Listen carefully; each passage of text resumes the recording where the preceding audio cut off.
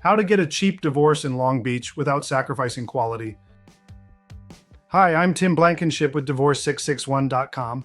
If you're getting divorced in Long Beach and want to keep costs low, you're not alone.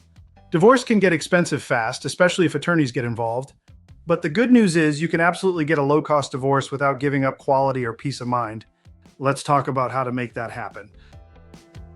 The biggest mistake people make when trying to save money on divorce is doing it completely on their own.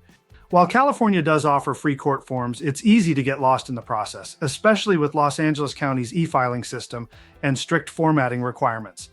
Rejected documents, missing disclosures, or incomplete judgments can actually cost you more time and money in the long run. At Divorce 661, we offer an affordable flat fee service designed specifically for people who are in agreement and want to keep things simple.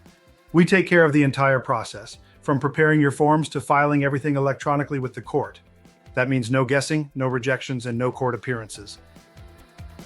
We recently helped a couple in Long Beach who were quoted over $5,000 by a local attorney for an uncontested divorce.